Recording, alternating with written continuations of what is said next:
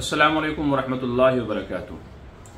9 ज़िलहज की फजर से लेकर के 13 ज़िलहज की असर तक के 5 दिन हर फर्ज नमाज के बाद में तकबीर तशरीक़ पढ़ना वाजिब है।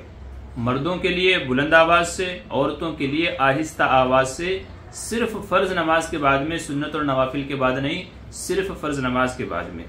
तकबीर तशरीक़ के अल्फाज ये हैं: अल्लाहु अकबर, ला इलाहा इल्लल्लाह वल्लाहु अकबर वलिल्लाहिल हम्द।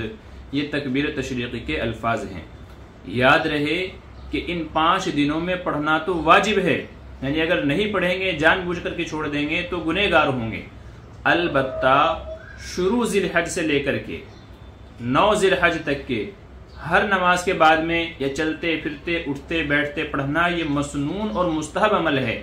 हमारे यहाँ गलत फहमी ये है, हम लोग ये समझते हैं कि तकबीर तशरीक़ सिर्फ इन्हीं 5 दिन में पढ़ी जाती है। ऐसा नहीं है, 5 दिन में पढ़ना तो वाजिब है।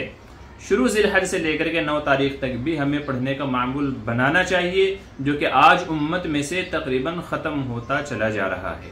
इसलिए तकबीर तशरीक़ पढ़ें, पूरे 10 दिन क्या 13 दिन पढ़ें। 5 दिन तो वाजिब है ही, बकिया दिन मसनून और मुस्तहब है, तो उसका भी मामूल बनाएं।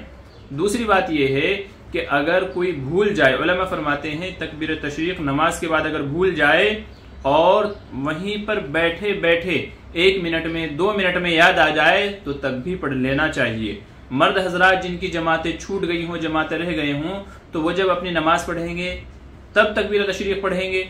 और अगर मसबूक हो, जिसकी कुछ रकातें छूट गई हों, तो जब वो अपनी रकातें पूरी करके सलाम फेरेगा तो उसको उस वक़्त पढ़ना वाजिब है।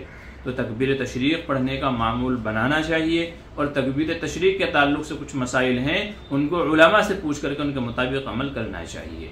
उम्मीद है कि बातें आपको समझ में आ गई होगी। अस्सलामु अलैकुम वरहमतुल्लाहि वबरकातुहू।